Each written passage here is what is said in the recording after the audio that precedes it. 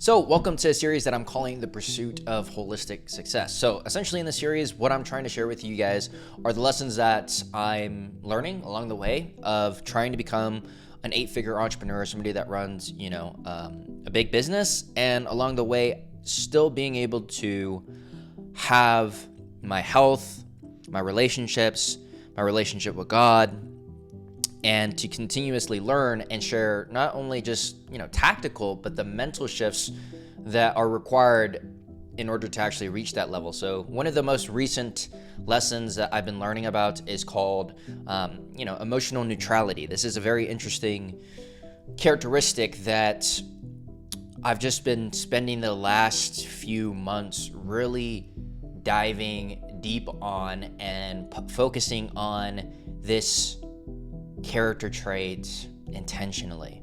Because to give you some context, if this is the first time that you're watching my videos, I ran a business that was doing about $50,000 a month. I sold marketing services and also coaching services to people that were interested in learning about paid marketing.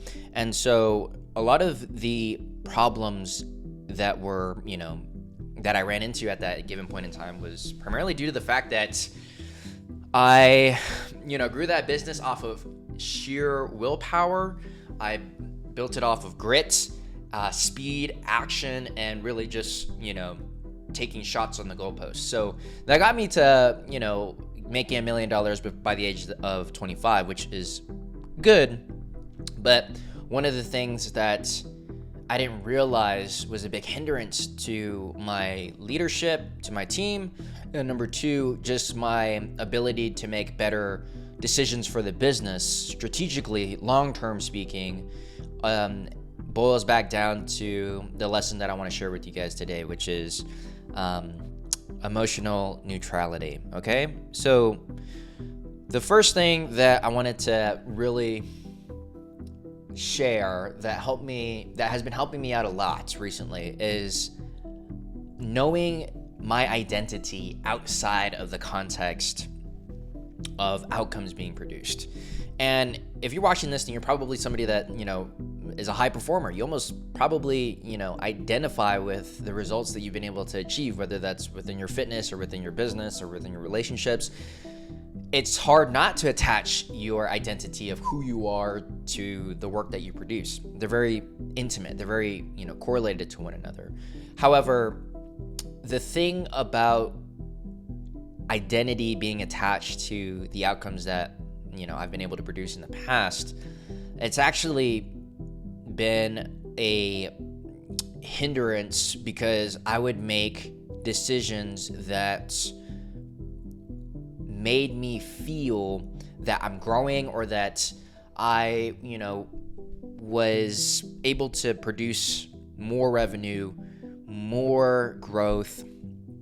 And because my identity was tied to the revenue of my business, it was tied to what I was able to produce, that made me create rash decisions. I wasn't very smart with my money. I ended up investing into things that I shouldn't have invested into. I didn't think about my margins as carefully as I should have. I was a lot more brash and quick to make decisions without weighing the risk. So being able to detach my identity from the outcomes has been really big for me, because originally I was taught that your identity needs to shift in order to produce an outcome, which is true to an extent. However, the outcome does not feed back into your identity, because by having that be, playing into one another, I want to be able to know who I am regardless of the wins, the external validation, or what the world says about me.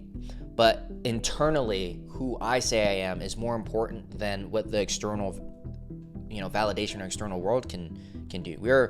My pastor says this: we are inside out people, not outside in. Meaning, in order to achieve success, it starts within the mind. It starts within our perspective shift.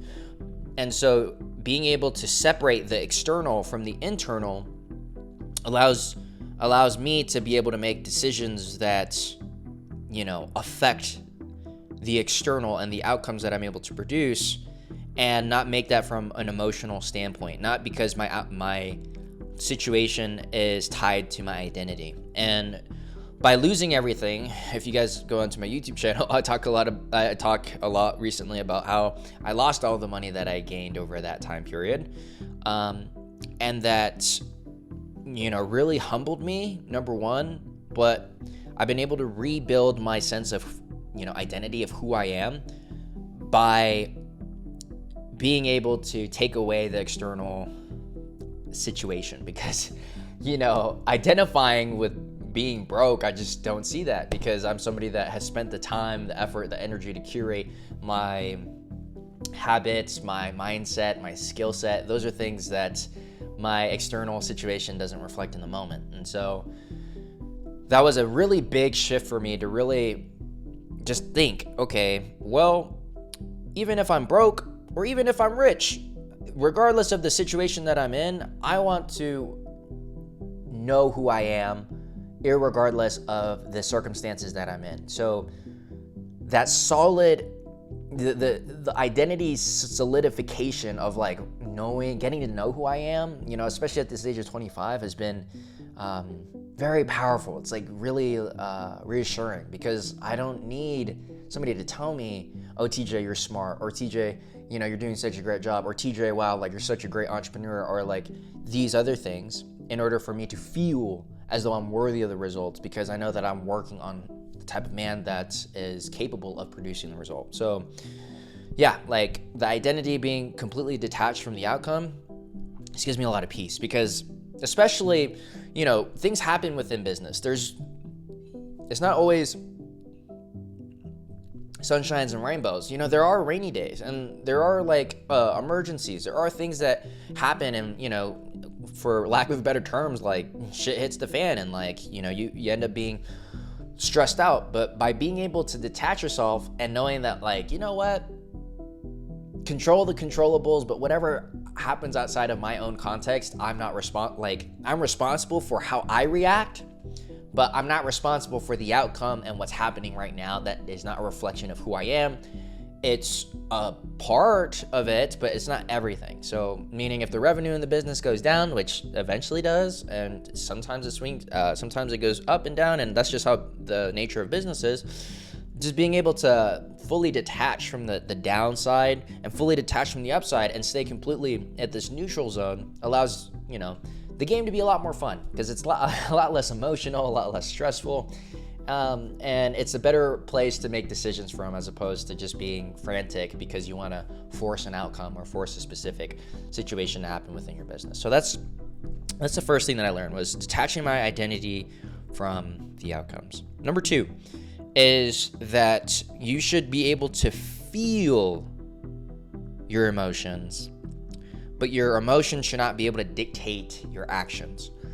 And this was an interesting thing, because my pastor earlier today, after going back from church, he said that you're allowed to feel the emotions. Like, as Christians or as entrepreneurs, even, like, we're taught to, push away the feeling and to like bottle it up or push it away. It's okay to experience the emotions, to feel the anger, to feel the frustration, to feel the anxiety, to feel the stress or the positive, right? But what you are not your emotions, okay? You're not that feeling. But what is a heavier indicator of your identity is what you choose to do and how you choose to react after feeling the emotions. Because, if you allow your emotions to dictate your actions, and the first thing that you feel, rather than giving yourself the time or the space in order to think through the decisions, the first knee-jerk reaction that you have is, I feel stressed, let me drink. Oh, I feel stressed, let me play games. Oh, I feel stressed, let me eat. Oh, I feel stressed, let me watch porn, right? Like, these are things that could be damaging if you don't allow yourself to experience the emotions and then react irregardless of how that emotion felt. So just a lesson to myself is that where you run to in these moments of feeling these emotions is important. And my God, being Christian and having a Christian background, you know, Jesus is the rock. And when I'm in a situation like this, I need to remind myself that where I run to in moments of crisis or moment of fatigue, the first thing that you really rely on full-heartedly should be God. And if I do those things, then he'll take care of me in these scenarios, regardless of the emotions that I feel. So feel the emotions, but separate that from the reaction and the action that you take after experiencing the situation.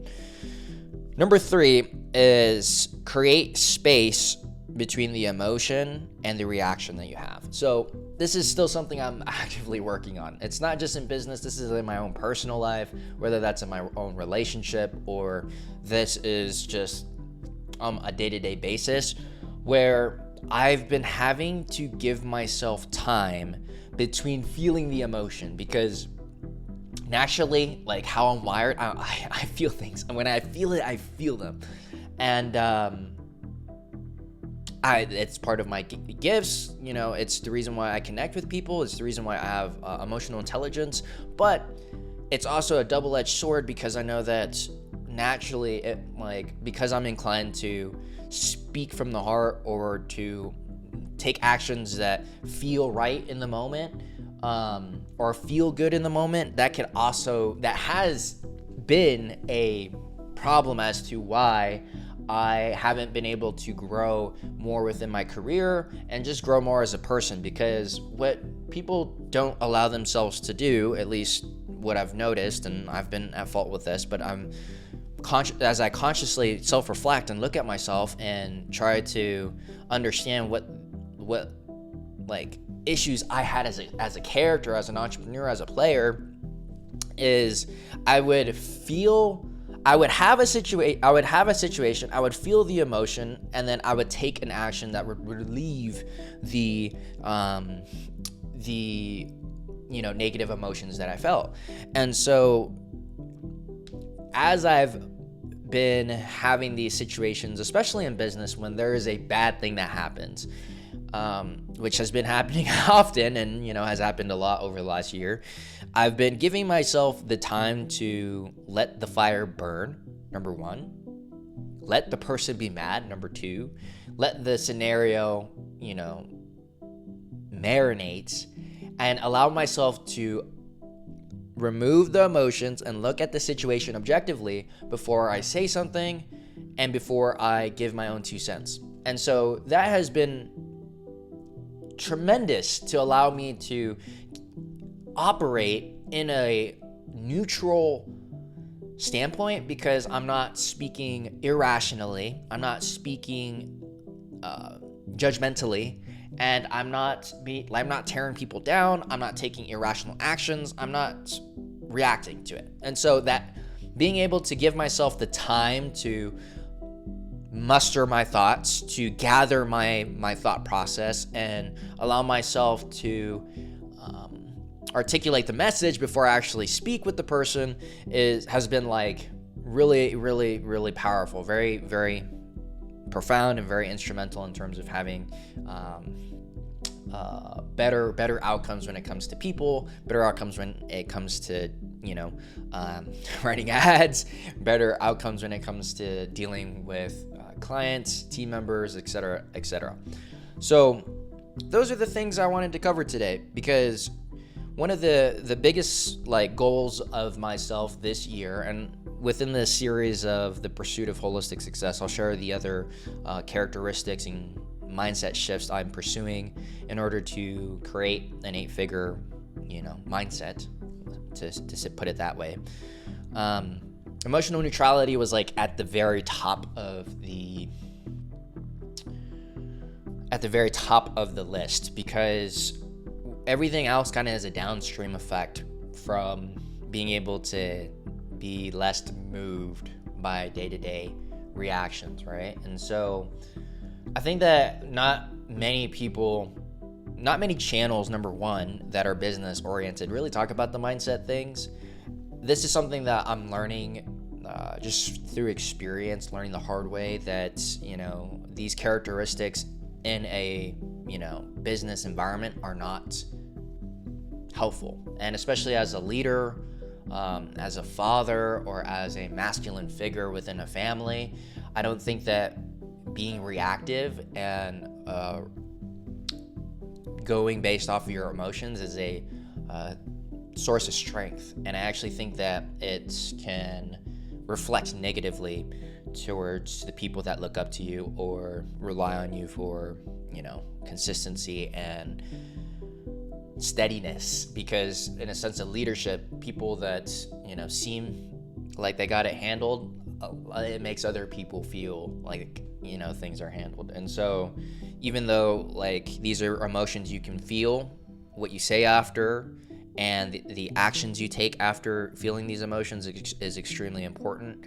And being able to allow myself to know who I am, know that I am still the man that I say that I am through my own actions and through my own inputs, and tying my identity to my outputs and my actions and my words, as opposed to the outcomes that are produced or the external world, really allows me to have that sense of peace that I can navigate through this journey of holistic success, becoming an 8-figure entrepreneur, and just, enjoy the ride. Like, it's not that deep. This is fun. It's like a work on my own character traits. So with that said, make sure that this is something that you put into your back pocket. And as you continuously grow within your life, being able to have emotional neutrality will benefit you not only in business, but in your personal life and many other places